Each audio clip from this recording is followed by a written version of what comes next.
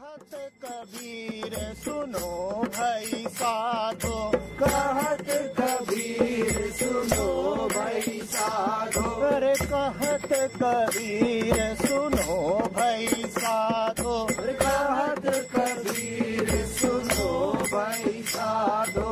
साहब मिले सबूरी में, अरे साहब मिले सबूरी में, मन लागो यार फकीरी में।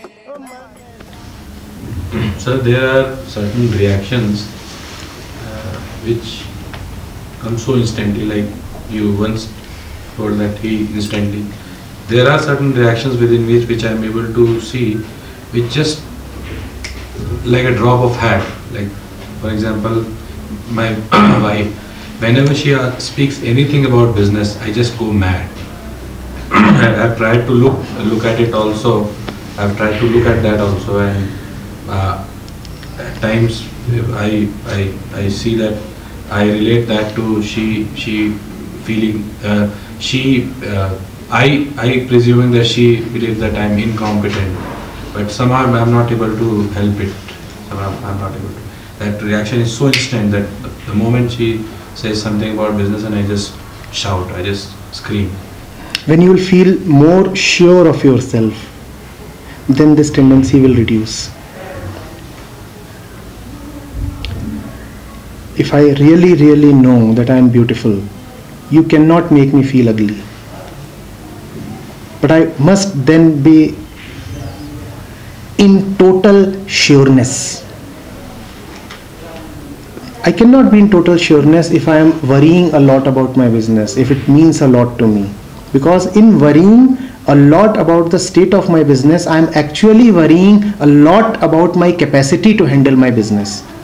Which means I am not very sure of my own capacity to live with the business, to manage it, to come out unharmed, untouched by it. I take business now as a challenge, as something that can really overpower me or dominate me. It now becomes something very meaningful. Now I have given it a place that it does not deserve. Now I have made it some kind of an equivalent of truth.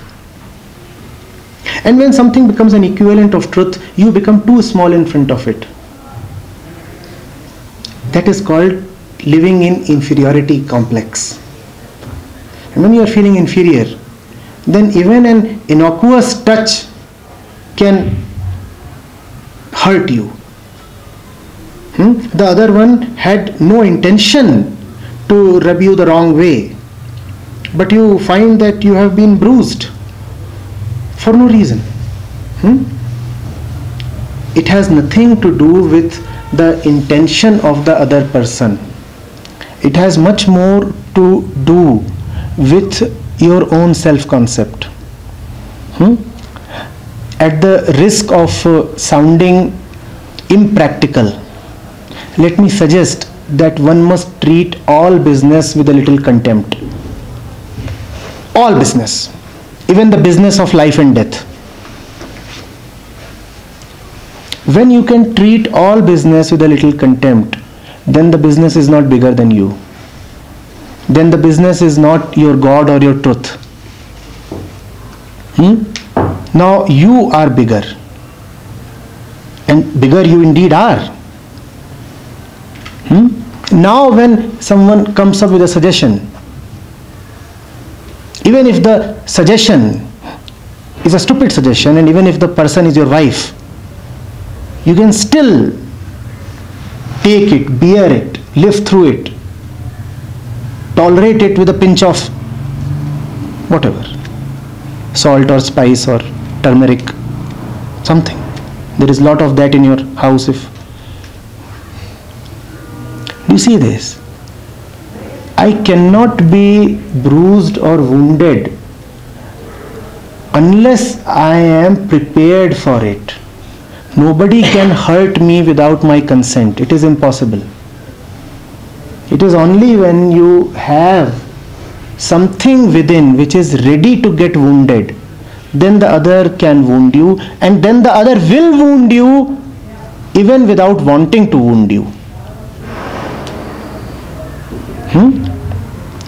I repeat, it is not about developing your skills as a better businessman, because howsoever skilled you are, situations, circumstances can always defeat you.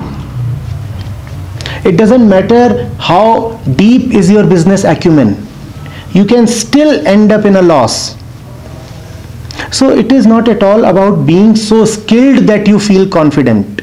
I'm not talking of your confidence arising from skill or knowledge. I'm talking of your confidence arising from the realization that no business is God, and that the truth remains with you even if your business fails, and the truth does not get amplified even if your business prospers. Do you see this? Meanwhile, as time passes, as you gain in experience and skills, of course, your business acumen, your deftness will keep deepening, sharpening, and God willing, you will anyway prosper. But whether you prosper or you stagnate, remain full, remain contented.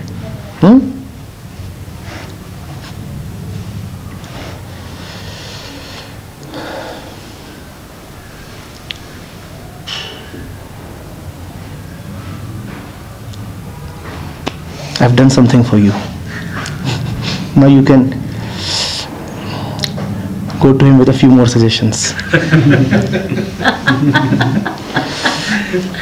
No, even though I understand, I don't know what to use, but at that particular moment, it just triggers. Yes, it triggers. Even if I'm able to see it afterward that it was all with the well intent, but at that point of time, it just triggers. And there is just one example. Certain things with my mom, certain things by my brother, some small things. It's the same way with everyone. It's the same way with everyone. And those moments are a very good opportunity to know of our hidden tendencies. You know, thoughts are easy to detect because they are in the conscious mind. Tendencies, latent tendencies, are deeper than thoughts. They are not detected so easily. But these impulsive reactions are a very good opportunity when your deep tendencies are exposed.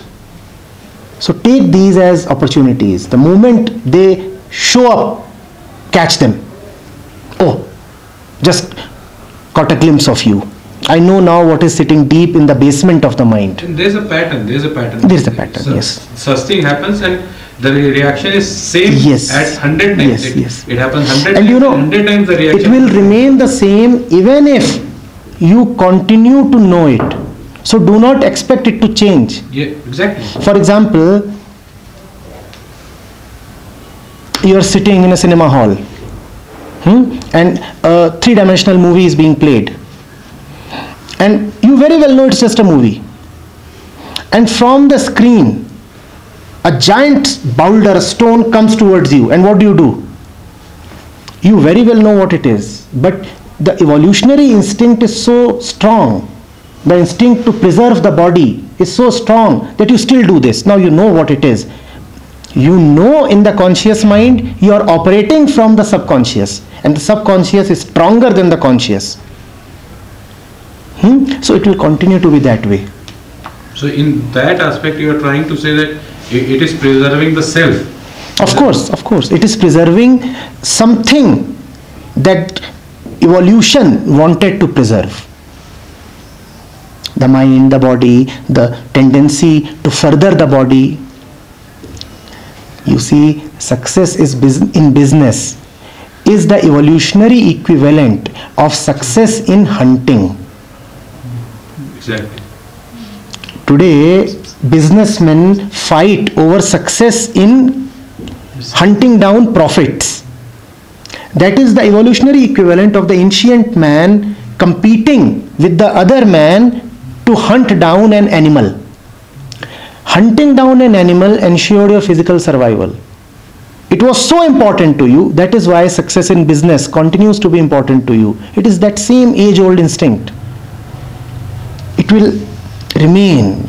It will remain. Do not expect it to just go away. And be comfortable with it. Laugh at it. All right? The more you go into yourself, the more you are seated and devoted and surrendered to the truth, the more these tendencies will become meaningless for you. Now the stone still comes and you still try to dodge it, but now it is happening like a machine. The body is acting like a machine and is responding to a threat just like a programmed machine does. You are free of it. You are with your beloved.